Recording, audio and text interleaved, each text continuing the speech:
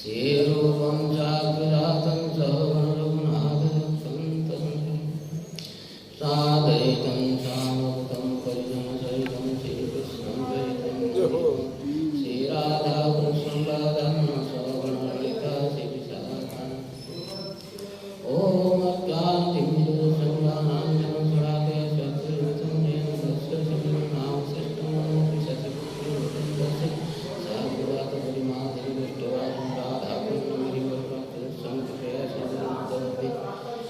नमो विष्णुपादाय कृष्णप्रेष्ठाय भूतले श्रीमते भक्तिवैभवपुरी गोस्वामीति गौरवाणी प्रचाराय गौरसङ्कल्पमूर्तये कृष्णशक्तिस्वरूपाय श्रीभक्तिप्रदाय नमो विष्णुपादाय कृष्णप्रेष्ठाय भूतले श्रीमते भक्तिसिद्धान्त सरस्वतीति नामिने श्रीवासभानवमी देवी ललिताय कृपायै कृष्णसमन्वविज्ञानदायिने प्रभवे श्रीकृष्ण चैतन्य प्रभु नित्यानन्द श्री अद्वैत गदाधर शिवासादि गौरभक्त हरे कृष्ण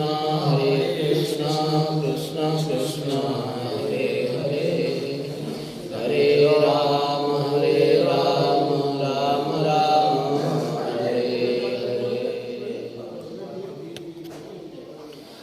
नित्यकला परिष्ठ श्री शिव भक्ति वैभव पुरी गोस्वामी महाराज के चरण में साष्टांग दंडवत नित्यकला परिष्ठ श्री शिव भक्ति सिद्धांत सरस्वती गोस्वामी जगतगुरु नित्यकला परिष्ठ श्री शिव भक्ति सिद्धांत सरस्वती गोस्वामी जगतगुरु प्रभुपाद चरण में साष्टांग दंडवत सन्यासी वृंद ब्रह्मचारी वृंद भक्त वृंद समस्त चरण में साष्टांग दंडवत कौन कथा कहबार योग्यता नहीं नथिले मध्य गुरुवैष्णवମାନଙ୍କର आदेश किछि कहबा ପାଇଁ ସେଥିରେ ଯଦି କୌଣସି ଦୋଷ ବା ତ୍ରୁଟି ଥାଏ ମୋତେ କ୍ଷମା କରିବେ ବାଞ୍ଛା ଫଳ କୃପା ସିନ୍ଧୁ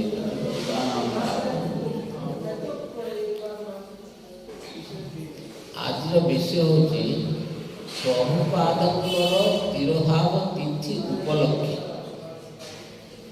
କିଛି ଆଜି ପ୍ରଭୁପାଦଙ୍କ ବିଷୟରେ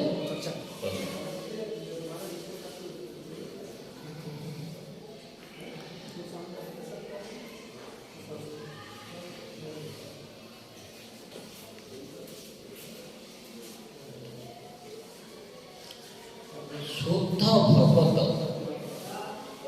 चरण रेणु भजनर अनुकूल भगत सेवा परम सिद्धि भक्ति और प्रेम लतार कौन कह शुद्ध भगत चरण रेणु भजनर अनुकूल भगत सेवा परम सिद्धि भक्ति और प्रेम लतार मूल भक्ति लतार प्रेम लतार मूल रहा कौटी भक्त सेवा परम सिद्धि भक्ति और प्रेम लतार शुद्ध भक्त किए नित्यकला पवित्र श्री शिव भक्ति भक्ति सिद्धांत सरस्वती गोस्वामी जगत गुरु प्रभुपाद की तांकर वाणी तांकर उपदेश तांकर आचरण तांकर विचार तांकर प्रचार जदि आमे ठीक भाव पालन करिबा ताले एई जन्म रे हमरे भगवत प्राप्ति हो बुझिलो कौन कहे एई जन्म रे भगवत प्राप्ति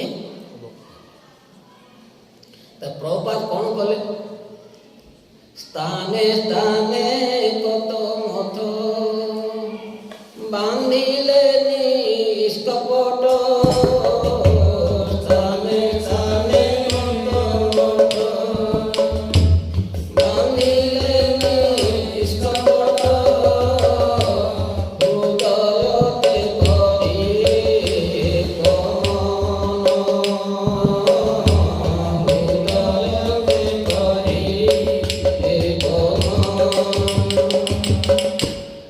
ସ୍ଥାନେ ସ୍ଥାନେ କତ ମଠ ବାନ୍ଧିଲେ ନିଷ୍କପଟ।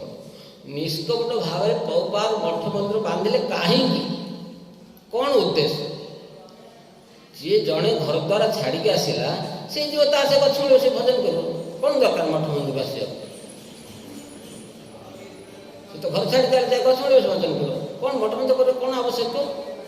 ପ୍ରଭୁପାଦ କହିଲେ ମଠ ମନ୍ଦିର କରିବାର ଉଦ୍ଦେଶ୍ୟ ହେଉଛି ଯେ ଭବ ସଂସାରରେ ଯେଉଁ ଜୀବମାନେ ପଡ଼ିକି ଅଛନ୍ତି ସେମାନଙ୍କୁ ଉଦ୍ଧାର କରିବା ପାଇଁ ଇଏ ହେଉଛି ବ୍ୟବସ୍ଥା। ଆଶ୍ରମ ମଠ ମନ୍ଦିର କ'ଣ? ଭବସାଗରରେ କିଏ ପଡ଼ିଛନ୍ତି? ଭବସାଗରରେ କିଏ ପଡ଼ିଛନ୍ତି? ଜୀବମାନେ ପଡ଼ିଛନ୍ତି। ଗୋଟେ ସୁନ୍ଦର ମନ୍ଦିର ହେଇଛି, ମନ୍ଦିର ହେଲା, ସୁନ୍ଦର ମନ୍ଦିର ତିଆରି ହେଲା, ସୁନ୍ଦର ମନ୍ଦିର ହେଲା। ମନ୍ଦିର ଉପରେ ଅତି ସୁନ୍ଦର ମନ୍ଦିର, ତାପରେ ମନ୍ଦିର ଉପରେ କ'ଣ ବନ୍ଧା ହେଉଛି? ନୀଳଚକ୍ର ରହିଲା, ନୀଳଚକ୍ର ଉପରେ ବାନା ରହିଲା। ସେଟା କି ବାନା? ପତିତ ପାବନ ବାନା। ଆଉ କେତେ ବେଳକୁ ଭାସିଗଲି ଭବ ଜଳେ ନାବ ଦିଅ। ଆମର ସିନା ଓଡ଼ିଆ ହେଇଥିଲା କ'ଣ? ପତିତ ପାବନ ବାନା ଆଉ କେତେ ବେଳକୁ,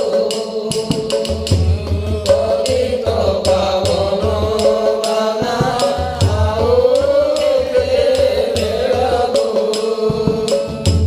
ଭାସିଗଲି ଭବ ଜଳେ ନାବ ଦିଅ କୂଳକୁ, ଭାସିଗଲି ଭବ ଜଳେ ନାବ ଦିଅ କୂଳକୁ, ପତିତ ପାବନ ବାନା ଆଉ କେତେ ବେଳକୁ, ପତିତ ପାବନ ବାନା ଆଉ କେତେ ବେଳକୁ। ପତିତ ପାବନ ବାନା ଆଉ କେତେ ବେଳକୁ, ଭାସିଗଲି ଭବ ଜଳେ ନାବ ଦିଅ। ଏ ଭବ ସଂସାର ସବୁ ବୁଡ଼ିକିରି ଭାସୁଛନ୍ତି ଜୀବ। ନାବ ଦେଖିବ ନା, ଗୋଟେ ନାହା ଡଙ୍ଗା ଅଛି, ଡଙ୍ଗା ଉପରେ ଗୋଟେ ବାନା ରଖାଯାଏ, ମାନେ ସେଇଟା ସେ ସଂକେତ ଦେଉଛି ଯେ ଏଇ ଜାଗାରେ ଡଙ୍ଗା ରଖାହେଇଛି। ଯିଏ ବୁଡ଼ିକି ଭାସି ଯାଉଛ ଏ ଡଙ୍ଗା ପାଖକୁ ଆସ। ସେ ବାନା ଯେଉଁ ଉଡ଼ୁଛି ଉପରେ, ସେ ବାନାଟା କେମିତି ଉଡ଼ୁଛି? ଆସ ଆସ ପତିତ ପାବନ ବାନା ଆଉ କେତେ ବେଳକୁ, ଭାସିଗଲି ଭବ ଜଳେ ନାବ ଦିଅ। ମାନେ ସେ ବାନା ଖାଲି ଉଡ଼ିକି ଦେଖ, ବାନାଟା ଖାଲି ଉଡ଼ୁଥିବ, ଉଡ଼ି ସେ ଡାକୁଛି ଭବ ସଂସାର ଯେଉଁ ଜୀବମାନେ ବୁଡ଼ିକି ଅଛ ସମସ୍ତେ ଆସ ଏଇ କୋଳୁ, ଏଇ ନା ନୌକାଟା ଏଇ ଜାଗାରେ ରହିଛି, ଡଙ୍ଗାଟା। ସେ ଡଙ୍ଗାଟା ନୌକାଟା କିଏ? ଏଇ ଯେଉଁ ମଠ ମନ୍ଦିର ପ୍ରଭୁପାଦ ନିଷ୍କଟ ଭାବେ ଯେଉଁ କରିଛନ୍ତି, ଇଏ ଗୋଟେ ଗୋଟେ ହେଉଛି ଭବ ସଂସାର ଜୀବ ପାଇଁକା ଇଏ ଗୋଟେ ଗୋଟେ ଡଙ୍ଗା। ଏଇ ଡଙ୍ଗା ଭିତରେ ସମସ୍ତେ ଆସିକିରି ଆଶ୍ରୟ ନିଅ। ତାହେଲେ ନେଲେ କ'ଣ ହେବ? ଏ ଭବ ସଂସାର ବିଷୟରୁ ଉଦ୍ଧାର ହେଇଯିବ। ଇଏ ଯେତେବେଳେ ଡଙ୍ଗା ଉପରେ ଦେଖ ସୁନ୍ଦର ଗୋଟେ ବାନା ବନ୍ଧା ହେଇଛି ମନ୍ଦିର, ଆରେ ଗୋଟେ ସୁନ୍ଦର ମନ୍ଦିର ବାନା ବନ୍ଧା ହେଇଛି, ସୁନ୍ଦର ମନ୍ଦିରଟେ, କ'ଣ ଚାଲିଯିବା ତା ଭିତରକୁ ଦେଖିବା। ଯେତେବେଳେ ୟା ଭିତରକୁ ଆସିଗଲା ଜୀବ, ଜୀବ ତ ଆସି ବୋଲୁଛି ଭବ ସଂସାର ଭିତରେ ଦେଖିବ, ଲୋକ ଦେଖ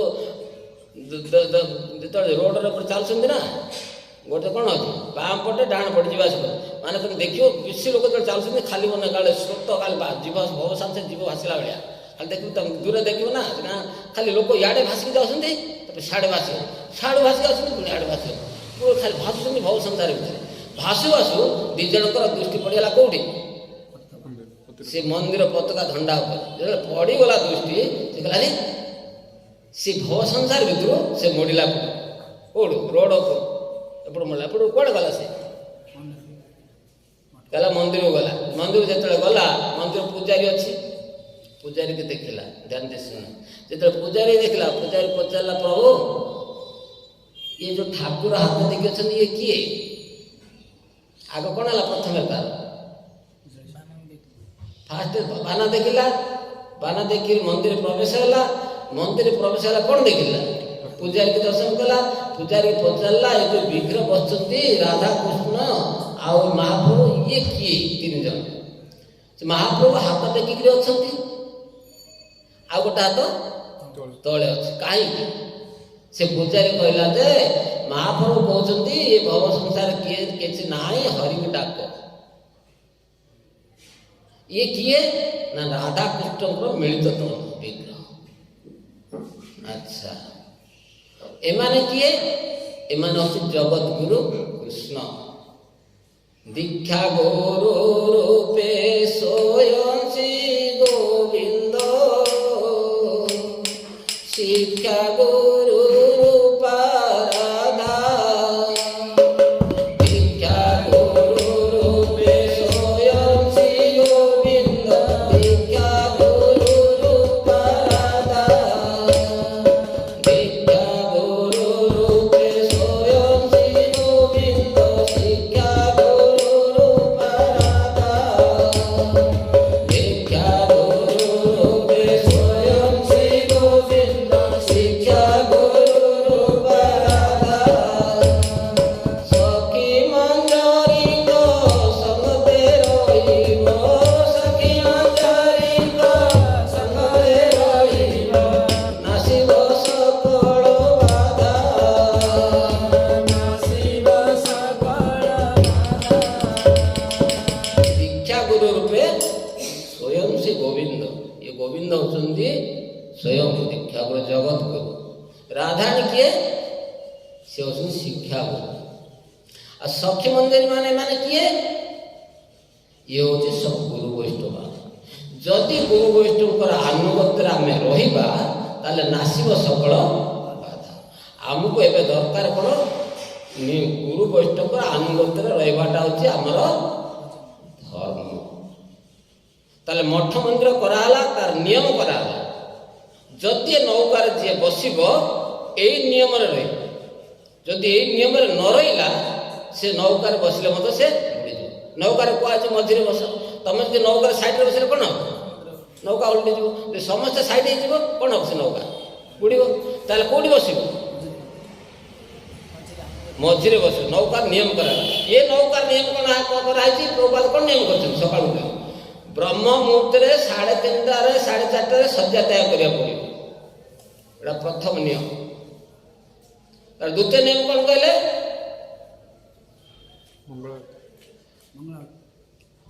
ଫାଷ୍ଟ 4:30 ଶଯ୍ୟା ତ୍ୟାଗ କରିବାକୁ ପଡ଼ିବ। ତାପରେ ସ୍ନାନ କରିବ, ଗାଧେଇବ, ତିଳକ କରିବ, ମନ୍ଦିରକୁ ଆସିବ।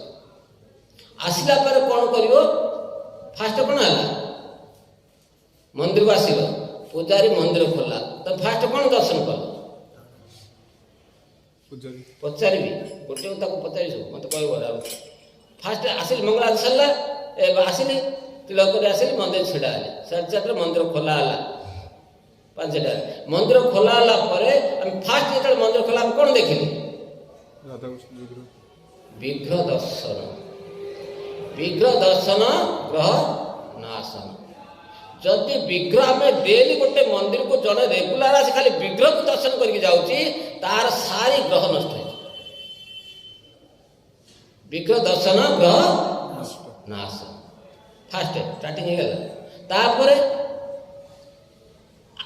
ଆରତି ହେବ। ଆରତି ଦର୍ଶନ ପ୍ରେମ ସୁଖ ଭଞ୍ଜେ। ଆରତି ଦର୍ଶନ କଲେ କ'ଣ ହେବ?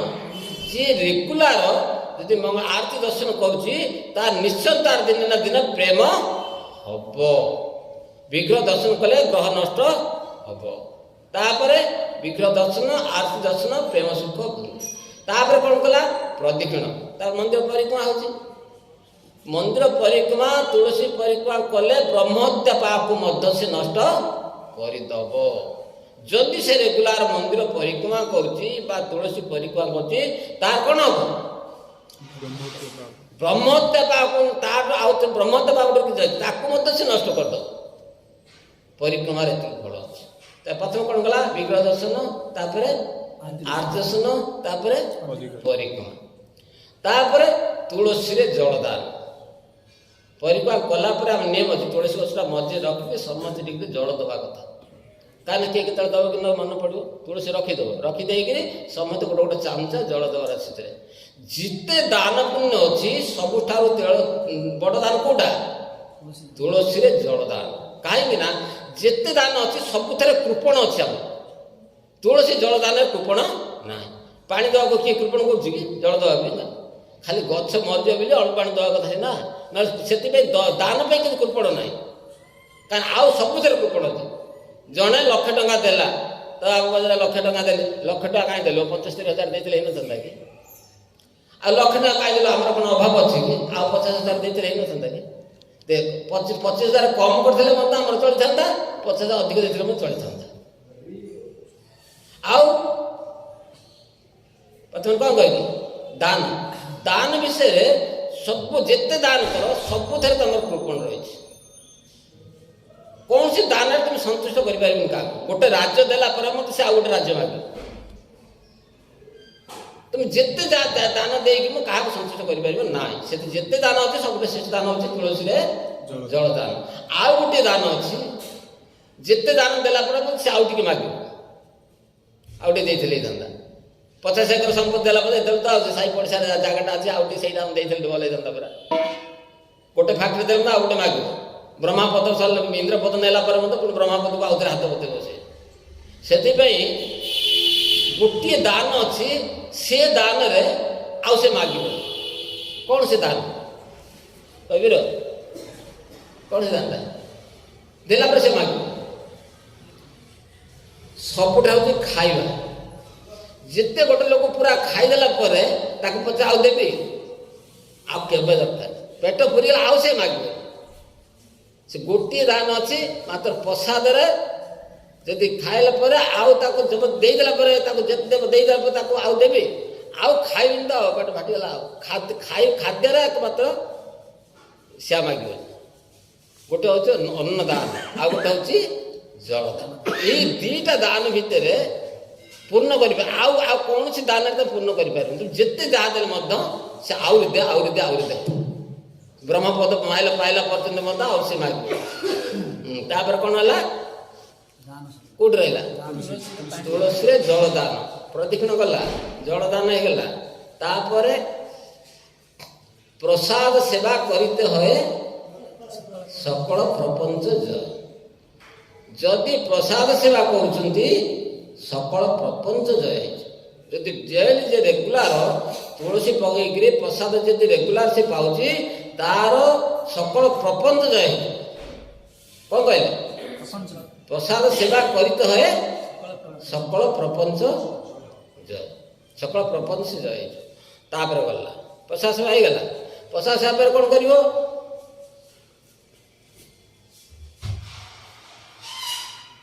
ଗୀତା ପାଠ କରିବ।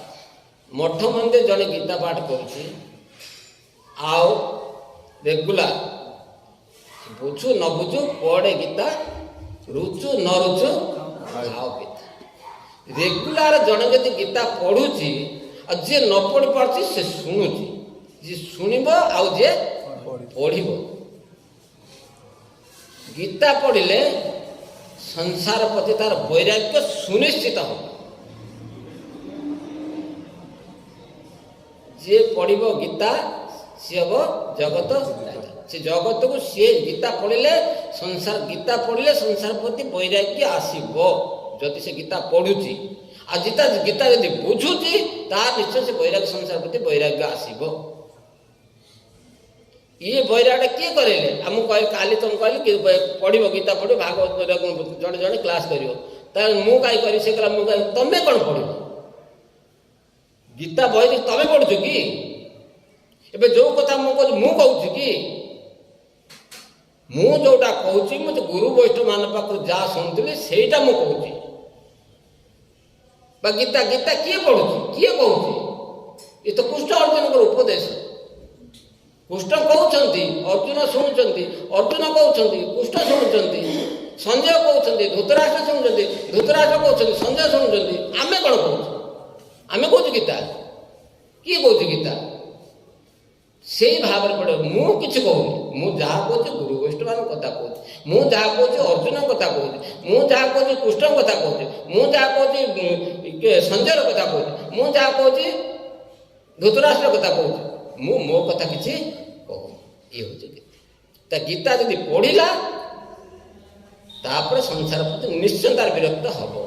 ଯଦି ବିରକ୍ତି ସଂସାର ପ୍ରତି ଆସିନି, ତାହେଲେ ଆମର ଗୀତା ପଢ଼ା ହେଇନି ବା ଗୀତା ଶ୍ରବଣ ହେଇନି। ତାପରେ କ'ଣ କହିଲେ? ଗୀତା ପଢ଼ା ସରିଲା, ତାପରେ କ'ଣ ହବ? ଭାଗବତ। ସେଥିପାଇଁ କହୁଛି ଭାଗବତ ପଢ଼ ଯାଇ ବୈଷ୍ଣବର ସ୍ଥାନେ ଏକାନ୍ତ ଆଶ୍ରୟ କର ଗୋବିନ୍ଦ ଚର।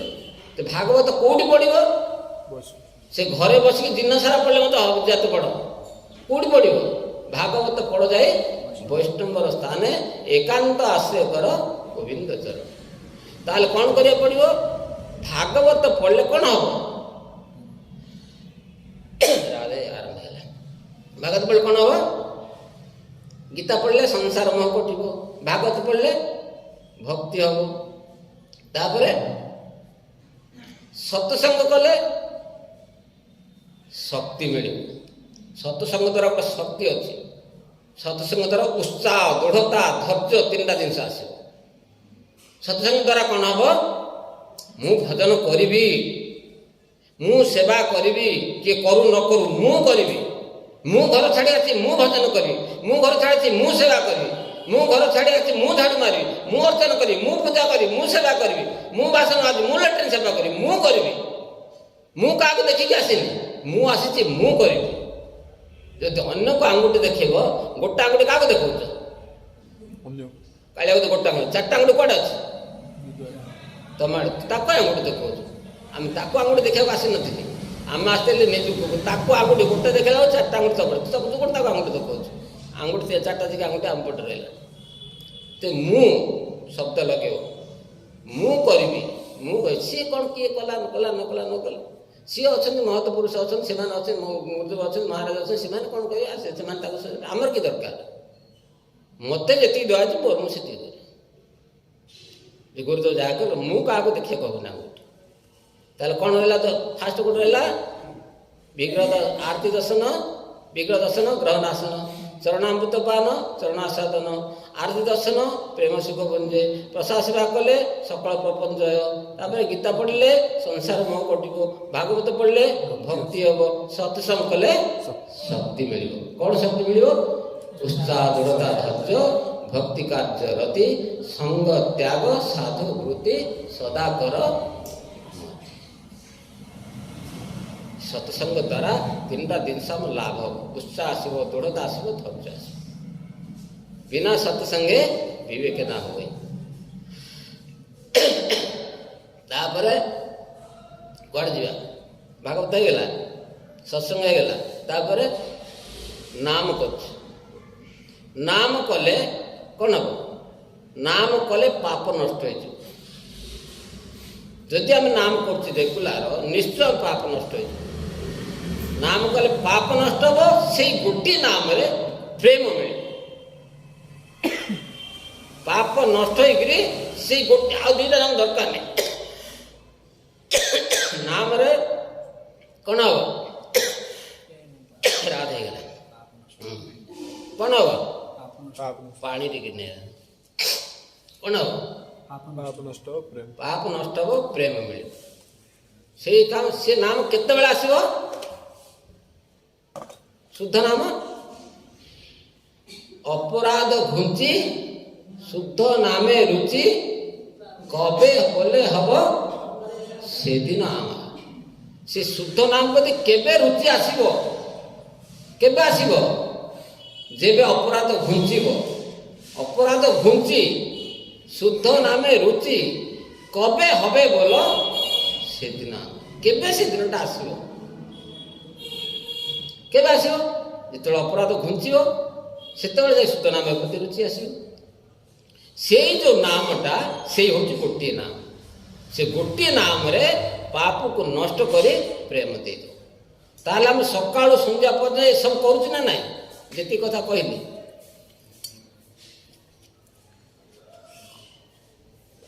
ଏବେ ଯେତିକି କଥା ମୁଁ କହିଲି, ଏ ସକାଳୁ ସନ୍ଧ୍ୟା ଆମେ ସବୁ କରୁଛି।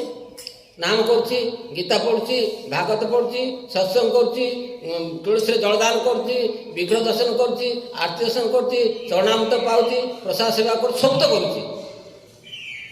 ତାହେଲେ କ'ଣ କାହିଁ ପ୍ରେମ ଆସିଲା? ଗୋଟିଏ ନାମ କଲେ ପାପକୁ ନଷ୍ଟ କଲେ ପ୍ରେମ ଆସିବ, ଅଶ୍ରୁ ପୁଲକ କମ୍ପ ଆସିବ। ତିନିଟା ଯାଇକି ଆସିବ ନାମରେ। ଅଶ୍ରୁ ଆସିଲା ନା, ପୁଲକ ହେଲା ନା, କମ୍ପ ହେଲା? ହେଲା? କାହିଁକି ହେଲାନି? ଜାଣିବ ଯେ ଅପରାଧ ରହିଛି ପ୍ରଚୁର। ତାହେଲେ କ'ଣ କରିବାକୁ ପଡ଼ିବ? ଧ୍ୟାନ ଦେଇ ଶୁଣ। ଗୋଟେ ଆଶ୍ରମରେ 6 ଜଣ ବ୍ରହ୍ମଚାରୀ ଥିଲେ, ବିଦ୍ୟାର୍ଥୀ। ଆଜିଟା ହେଇଗଲା ନା? 6 ଜଣ ବିଦ୍ୟାର୍ଥୀ ଥିଲେ। 6 ଜଣ ବିଦ୍ୟାର୍ଥୀ କି ଗୁରୁଦେବ 12 ବର୍ଷ ତାଙ୍କୁ ବିଦ୍ୟା ଅଧ୍ୟୟନ କରେଇଲେ।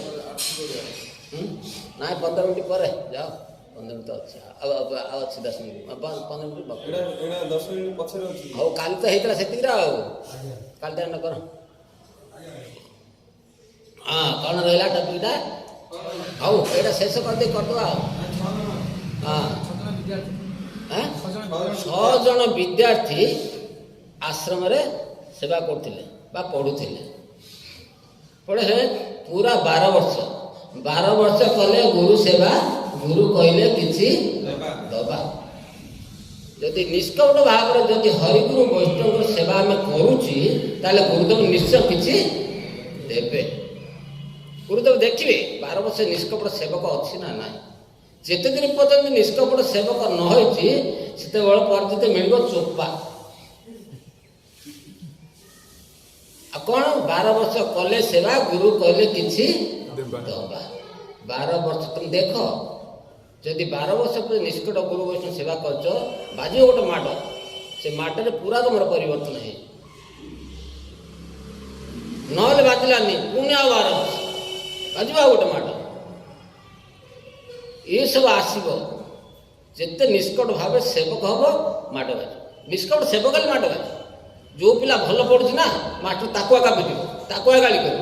ଆଉ ଗୋଟେ ପିଲା ପଢ଼ୁନି, ଆଉ ପଢ଼ୁନି ବେକା ଯାଉଛି, ଯାଇ ସ୍କୁଲରେ ଆସୁ ତ ନମ୍ବରଟା ତ ଅଛି, ପିଲାର ସଂଖ୍ୟା ତ ବଢ଼ିଛି, ତାକୁ ବାଡ଼େଇ ଲାଭ କରି ସେ ଆସିବନି କାଲି ସକାଳ। ମାଡ଼ କାହାକୁ ବାଜିବ? ଯିଏ ପଢ଼ୁଛି, ଯିଏ ସେବା କରୁଛି। ଏବେ ଜଣେ କହୁଥିଲା ଆମେ କରୁଛୁ ନିଷ୍କିନ ମାଦ, ଆଉ ତୁ କରେ। ତା ସେବା କରିବା ଲୋକ ତାକୁ ଆଉ ସେବା କରେ। ଆଉ ସେବା କରିବା ଲୋକ ଆଉ କହିବେ ସେବା କରିବେ, ଆଉ ନ କରିବା ଲୋକ ହିଁ ଲାଭ କ'ଣ? ସେ ଥାଉ ହେଲେ ମଠର ସଂଖ୍ୟା ଯାହା ମଠରେ 20 ଜଣ ଅଛନ୍ତି ଜଣା ପଡ଼ୁଛି। ସେବା କିଏ କରିବ? ଯିଏ ସେବା କରୁଛି ସିଏ ଏକା ସେବା କରିବ। ଯିଏ ଭଜନ କରୁଛି ସିଏ ଏକା ଭଜନ କରିବ। ଯିଏ ନାମ କରୁଛି ସିଏ ଏକା ନାମ କରିବ। ତାକୁ ସେଇଟା କହିବ। ତାହେଲେ କ'ଣ କରିବ? କୋଉଠି ଥିଲା କଥା? ଶୁଣୁଛୁ ନା ନାଇଁ ପଚାରୁଛି। 12 ବର୍ଷ କଲେ ସେବା, ଗୁରୁ କହିଲେ କିଛି ଦବା। ତାପରେ ଗୁରୁଦେବ କ'ଣ କଲେ? ଏବେ ଦେଲେ। କ'ଣ ଦେଲେ? 3ଟା ଫଳ ଦେଲେ। 3ଟା ଶିଶୁକୁ 3ଟା ଫଳ ଦେଲେ। ଏପେଲ କହିଲେ ଫଳ 3ଟା ନେଇକି ଯାଅ। ପଢ଼ା ସରିଗଲା, 12 ବର୍ଷ ଏ ପରୀକ୍ଷା ଆରମ୍ଭ ହେଲା। କହିଲେ ଫଳ ନେଇକି ଯାଅ। ଇଏ ଫଳ 3ଟା ଏଭଳି ଜାଗାରେ ଖାଇକି ଆସିବ, କେହି ଯେମିତି ନ ଦେଖନ୍ତି। ତାର 3 ଜଣ ଯାଇକି ଫଳ ନେଇକରି ଗଲେ। ଜଣେ ଗଲା, ଦେଖିଲା ଗୋଟେ ସୁନ୍ଦର ସରୋବର ହେଇଛି, ଦକ୍ଷିଣା ପବନ ବହୁଛି, ଉପରୁ ସୂର୍ଯ୍ୟ ପଡ଼ିଛନ୍ତି। ସରୋବର ଉପରେ ବସିଲା, ଇଆଡ଼ିକି ସିଆଡ଼ିକି ଅନେଇଲା, ଦେଖିଲା କେହି ନାହାନ୍ତି। ତାପରେ ଏପେଲ ଫଳଟା ଖାଇଲା। ଖାଇକିରି ଯାଇକି ହାତଟା ଧୋଇଲା। ହାତଟା ଧୋଇକି ପୋଛାପୋଛି କରିକି ଆସିଲା ଆଶ୍ରମକୁ। ଗୁରୁଦେବ କହିଲେ କ'ଣ ଫଳ ଖାଇଲୁ? ନା ଖାଇଲି। କିଏ ଦେଖିଛି? କେହି ଦେଖି ନାହାନ୍ତି। ମୁଁ ସିଧା ଗଲି ସରୋବର ଉପରେ ବସିଲି। ବହୁତ ବାଟ ଗଲି, ଗୋଟେ ସୁନ୍ଦର ସରୋବର ହେଇଛି, ସରୋବର ଉପରେ ବସିଲି। ବସିକି ଦେଖିଲି କେହି ନାହାନ୍ତି। ଦକ୍ଷିଣା ପବନ ବହୁଛି, ସରୋବର ଉପରେ ବସିଲି, ସୂର୍ଯ୍ୟ କିରଣ ପଡ଼ିଛି, ଚାରିପଟ ଦେଖିଲି କେହି ନାହିଁ। ଆରାମରେ ଫଳଟା ଖାଇଥିଲି, ପଳେଇ ଆସିଲି। ଗୁରୁଦେବ କହିଲେ ଭଲ କଲ, ଯା ସେବା କରି ଯାଇକି ଆଶ୍ରମରେ। ଏ ସେବା ପଡ଼ା ଯାହା ଗୁରୁଦେବ ମୋତେ ଭଲ କହିଲା, ତାହେଲେ ମୁଁ ଫାଷ୍ଟ ଅଛି ଜଣା ପଡ଼ୁଛି। କେହି ଆସିନାହାନ୍ତି, ମୁଁ ତା ଆଗରୁ ପଳେଇଛି। ଆଉ ସେ ଯାଇ ସେବା ଲାଗିଗଲା। ଦ୍ୱିତୀୟ ବ୍ୟକ୍ତି ଆସିଲା, ଆଉ 2 ଘଣ୍ଟା ପରେ ଆସିଲା। ଆସିକିରି ସିଏ ମଧ୍ୟ ଫଳ ଖାଇକି ସିଏ ଯାଇକିରି ବୁଲି ବୁଲି ଗୋଟେ ଗୁମ୍ଫା ଭିତରେ ପଶିଗଲା। ଗୁମ୍ଫା ଭିତରେ ପଶି ଦେଖିଲା କେ ନା, ଗୁମ୍ଫା ଭିତରେ ପଶିକି ଫଳଟା ଖାଇ ଦେଇକିରି ଆସିଲା। ଗୁରୁଦେବ ପଚାରିଲେ କ'ଣ କଲୁ ରେ, ତୁ 2 ଘଣ୍ଟା ପରେ କାହିଁ ଆସିଲୁ? ନାଇଁ ଆମେ ଗୋଟେ ଦୂର ଦେଖିଗଲେ, ଗୋଟେ ଗୁମ୍ଫାଟା ଥିଲା, ତା ଭିତରେ ପଶିକି ଖାଇଦେଲେ, କେହି ଦେଖିନାହାନ୍ତି। ନା ଭଲ କଲୁ, ହଉ ଯା ସେବା କରେ ଯା। ତାପରେ ତୃତୀୟ ବ୍ୟକ୍ତି, ସିଏ ଫଳଟା ଧରି ବୁଲି ବୁଲିକି 4ଟା ବେଳକୁ ଧରିକି ଆସିଲା। ସିଏ ଖାଇନି ଆଉ। ଗୁରୁଦେବ କହିଲେ କ'ଣ ହେଲା ରେ, ସିଏ ତ ଘଣ୍ଟେ ଭିତରେ ଫଳଟା ଖାଇଦେଇ ପଳେଇଲା, କିଏ ଦେଖିନାହାନ୍ତି, ଇଏ ତ 2 ଘଣ୍ଟା ଭିତରେ ଘଣ୍ଟେ ଭିତରେ ଯାଇ ଗୁମ୍ଫା ସର୍ଭର ଉପରେ ବସି ଖାଇଦେଇଯାଇଛି, ତୁ 2 ଘଣ୍ଟା ଭିତରେ ସିଏ ଯାଇକି ଗୁମ୍ଫା ଭିତରେ ଖାଇଦେଲା, ତୁ ଏତେବେଳେ ପର୍ଯ୍ୟନ୍ତ କ'ଣ ଖାଇନୁ, ଫଳଟା ପୁଣି ଧରିକି ଆସିଲୁ ମୋ ପାଖକୁ କ'ଣ? ନା ଗୁରୁଦେବ ଆପଣ କହିଥିଲେ ଏଭଳି ଜାଗାରେ ଖାଇବୁ ଯେ କେହି ଦେଖିବେ ନାହିଁ। ଯେଉଁ 12 ବର୍ଷ ପଢ଼ା ହେଇଥିଲା ତାର ଫଳଟା କ'ଣ ଦେଖିବାକୁ ପଡ଼ିବ। ଏଇଥିରେ ବାହାରିବେ first class, second class, third class. ଯେତେ ପ୍ରଥମରେ ଯିଏ ଫଳ ଖାଇକି ଆସିଲା ତାକୁ 3 ଜଣ ଲୋକ ଦେଖିଛନ୍ତି। କିଏ ଦେଖିଛି କହିଲ? ଜଳ ଦେବତା, ବାୟୁ ଦେବତା ଆଉ ଅଗ୍ନି ଦେବତା, ସୂର୍ଯ୍ୟ ଦେବତା। ଏ 3 ଜଣ ତାକୁ ଦେଖିଛନ୍ତି। ଇଏ କହୁଛି ମୋତେ କେହି ଦେଖିନାହାନ୍ତି। ଇଏ କହିଲା ସୁନ୍ଦର ସରୋବର ପାଖରେ ବସିଲି, ଫଳ ଖାଇଲି, ଦକ୍ଷିଣା ପବନ ବହୁଥିଲା, ସୂର୍ଯ୍ୟ କିରଣ ପଡ଼ିଥିଲା, କିଏ ଦେଖିନାହାନ୍ତି ରେ? ଆମେ ଏମିତି ଗୋଟେ ପାପ କରୁଛୁ, କ'ଣ କରୁଛୁ, କେହି ଦେଖୁନାହାନ୍ତି, କେହି ଦେଖୁନାହାନ୍ତି, କେହି ଦେଖୁନି। କେହି ନ ଦେଖିଲେ ମଧ୍ୟ ଭଗବାନ 3ଟା କ୍ୟାମେରା ଫିଟି କରିଛନ୍ତି। କି କ୍ୟାମେରା? CC camera. ଏ 3ଟା କ୍ୟାମେରା ସବୁଆଡ଼େ ବୁଲୁଛି, ଘର ବାହାରେ ଗୁମ୍ଫାରେ ଯୋଦ୍ଧା ସବୁଆଡ଼େ ପଶିକି ଅଛି କ୍ୟାମେରା। ଏ ସବୁଠି ପ୍ରକଟ ହବ। ସେଇ କ୍ୟାମେରା 3ଟା ଫିଟିଂ କରିଛନ୍ତି। ସିଏ ଉପରେ ବସିକି ଦେଖୁଛନ୍ତି, ଯେମିତି ସୁବଳ ପ୍ରଭୁ ଆମର ଦେଖୁଛି ଉପରେ ବସିକିରି କିଏ କ'ଣ କରୁଛି, ସେଇଭଳିଆ ସିଏ ସବୁଆଡ଼େ ଆଡ଼େ ଫିଟିଂ ହେଇଯାଇଛି, ସିଏ ଉପରେ ବସିକି ଦେଖୁଛି। ସେମିତିକା ଭଗବାନ ଉପରେ ବସିକି କ୍ୟାମେରାକୁ ଦେଖୁଛନ୍ତି, କିଏ କ'ଣ କଲା। ତାପରେ କ'ଣ କଲା, ଏ 3ଟା କ୍ୟାମେରା ଫିଟିଂ ହେଇଛି। ଇଏ କହୁଛି ମୋତେ କେହି ଦେଖିନି ବୋଲି ଫଳ ଖାଇଦେଇକି ଆରାମରେ ହାତ ଧୋଇକି ହାତ ପୋଛିକି ପଳେଇଲା ଆଶ୍ରମକୁ। ଗୁରୁଦେବ କେହି ଦେଖିନାହାନ୍ତି। ଇଏ କ'ଣ କଲା, 3ଟା ୟାକୁ 3 ଜଣ ଦେଖିଛନ୍ତି। ତାହେଲେ ଇଏ କ'ଣ ହେଲା? ଇଏ ହେଲା କନିଷ୍ଠ। ଇଏ ଭାବିଥିଲା ଲୋକ କିଏ ଦେଖୁନାହାନ୍ତି, ଦେଖିବା ଲୋକ 3 ଜଣ ଅଛନ୍ତି। ଦ୍ୱିତୀୟ ବ୍ୟକ୍ତି ଗଲା, ସିଏ କେଉଁଠି ଖାଇକି ଆସିଲା? ଗୁମ୍ଫା ଭିତରେ। ସେତେବେଳେ ଗୁମ୍ଫା ଭିତରେ ଖାଇଲା, ସିଏ ତାକୁ 2ଟା ଦେବତା ଦେଖିନାହାନ୍ତି। କିଏ ଦେଖିନାହାନ୍ତି? ଜଳ ଦେବତା, ସୂର୍ଯ୍ୟ ଦେବତା ଦେଖିନାହାନ୍ତି। ତାହେଲେ ଯେଡ଼େ ବଡ଼ ଗୁମ୍ଫାରେ ପଶୁ, କିଏ ଅଛି ତା ଭିତରେ? ବାୟୁ ଅଛନ୍ତି। ବାୟୁ ଦେବତା କୁଆଡ଼େ? ବାୟୁ ତ ଅଛି ତମ ଘର ଭିତରେ, ଯୁଆଡ଼େ କାନ୍ଥ ବାଟ କବାଟ ଦେଇକି ଥ ଭିତରେ। କହିବେ ତମେ କହିବ ସୂର୍ଯ୍ୟ ଦେଖୁନି, ପବନ ଦେଖୁନି, ବାୟୁ କିଏ ନାହିଁ, କିଏ ନାହିଁ ଏଠି, କିଏ ନାହିଁ। 3ଟା ଜିନିଷ ବାୟୁ ଭିତରେ, 3ଟା ଜିନିଷ ଆମର ବୁଲୁଛି। ୟା ଜଳ, ବାୟୁ ଆଉ ଅଗ୍ନି, 3ଟା ତାପ ଅଛି ୟା ଭିତରେ। ସେଠୁ ତା ଭିତରେ କହିଲା ମୁଁ କେହି ଦେଖିନାହାନ୍ତି, ମୁଁ ଖାଇଦେଇ ପଡ଼ା। ତାହେଲେ ସେଠି କିଏ ଦେଖିଲା? ବାୟୁ ଦେବତା ଦେଖିଲେ। ଆଚ୍ଛା, ତୃତୀୟ ବ୍ୟକ୍ତି ଯେତେବେଳେ ଆସିଲା କହିଲା କ'ଣ ହେଲା ରେ? ନା ଗୁରୁଦେବ ଆପଣ କହିଥିଲେ କେହି ଦେଖିବାକୁ ହବନି, ମୁଁ ତ ଯୁଆଡ଼େ ଗପ ସୂର୍ଯ୍ୟ, ବାୟୁ, ଅଗ୍ନି 3ଟା ଦେଖି ଅଛି, ଆଉ ଦେଖୁନାହାନ୍ତି କ'ଣ କିଏ?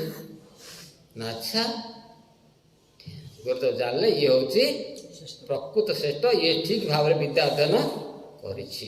ଆଉ ଇଏ ମଧ୍ୟମ, ଇଏ 2ଟା ଜଗିଛି, ଆଉ ଗୋଟେ ପଡ଼ିଗଲା। ଇଏ ତ ପୁରା କନିଷ୍ଠ, ୟା କଥା ଛାଡ଼।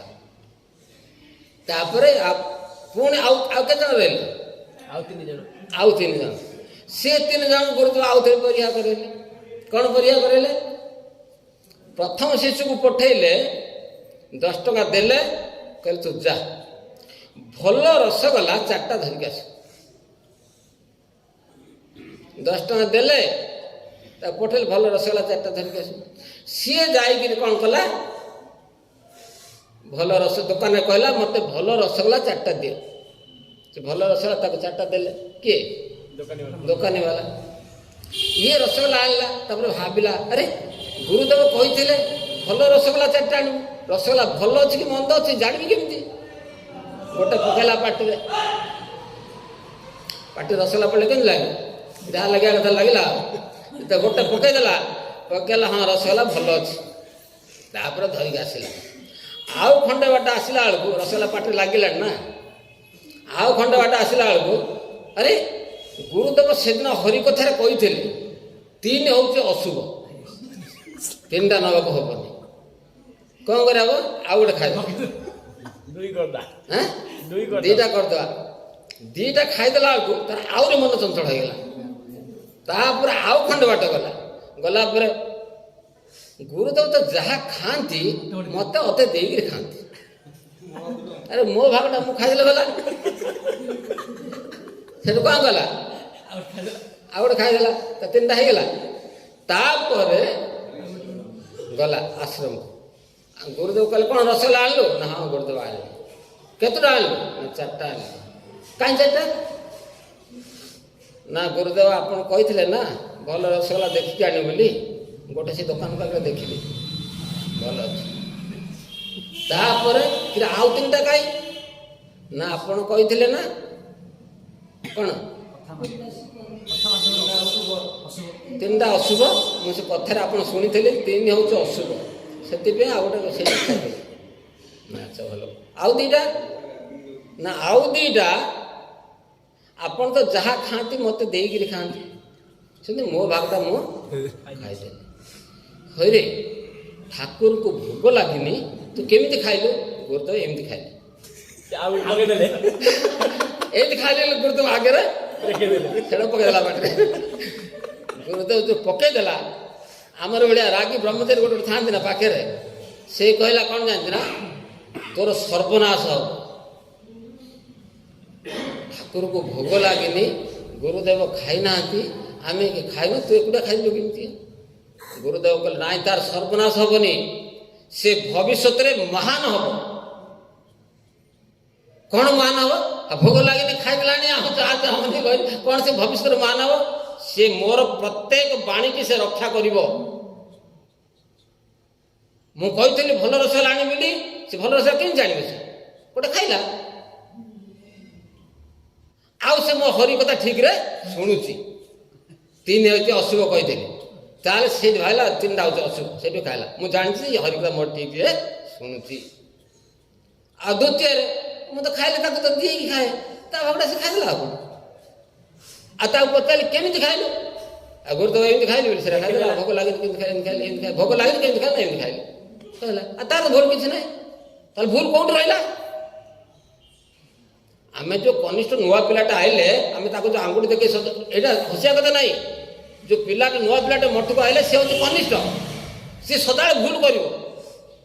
ଆମେ କ'ଣ କରିବାକୁ ପଡ଼ିବ? ସେଥିପାଇଁ ଯେ କନିଷ୍ଠ ଆଦର, ମଧ୍ୟମେ ପ୍ରଣତି, ଉତ୍ତମେ ଶୁଶ୍ରୂଷା କରି କନିଷ୍ଠକୁ ସଦାବେଳେ ଆଦର କରିବ। ସିଏ ସଦାବେଳେ ଭୁଲ କରିବ, ସେ ପିଲା ସଦାବେଳେ ଭୁଲ କରିବ। ବାପ ମା ତାକୁ ସଦାବେଳେ ତାଙ୍କ ଧର୍ମ। ସେ କନିଷ୍ଠ ଆସିଛି ତାକୁ କ'ଣ କରିବ? ତା ଭୁଲ କାହାର ରହିଛି? ଏଥିରେ ଭୁଲ ଅଛି ଗୁରୁଦେବଙ୍କର। ଗୁରୁଦେବ କହିଲେ ମୋର ଏଇଟା ଭୁଲ ଅଛି, ମୁଁ ତମମାନଙ୍କୁ ଶିକ୍ଷା ଦେବା ପାଇଁ ତାକୁ ପଠେଇଥିଲି ମାର୍କେଟ। ମୁଁ ଜାଣିଛି ସେ କନିଷ୍ଠ କ'ଣ କରିବ, ଆଉ କନିଷ୍ଠକୁ କେଉଁ ପ୍ରକାର କହିବାକୁ ପଡ଼ିବ ସେଇଟା ମୁଁ ତାକୁ କହିନି। କାହିଁକି କହିନି? ତମମାନଙ୍କୁ ଶିକ୍ଷା ଦେବା ପାଇଁ। କ'ଣ କହିଲେ? ତୁ ଯା ଏ ଫଳ କ'ଣ କହିଲେ? କନିଷ୍ଠକୁ ଶିକ୍ଷା ଦେବାକୁ ପଡ଼ିବ। ମୋର କ'ଣ କହିବାର ଥିଲା?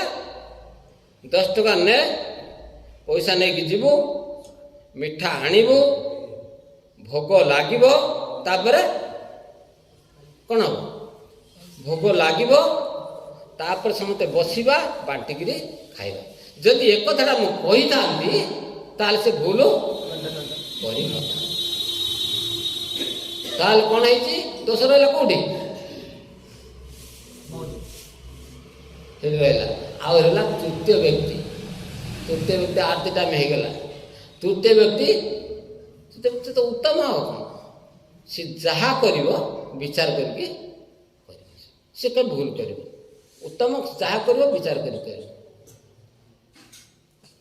ଆଉ ଦ୍ୱିତୀୟ ବ୍ୟକ୍ତି ଯେତେବେଳେ ପଠେଇବେ କହିଲେ ଟାଇମ୍ ଲାଗିବ, ଥାଉ ଆଉ କାଲିକି ତ କାଳିଆର ଅଛି, ମୋର ତ ସରିଲା। ଜୟ ଜୟ ଶ୍ରୀ ରାଧେ ହରେ କୃଷ୍ଣ ହରେ କୃଷ୍ଣ କୃଷ୍ଣ କୃଷ୍ଣ ହରେ ହରେ ରାମ ହରେ ରାମ।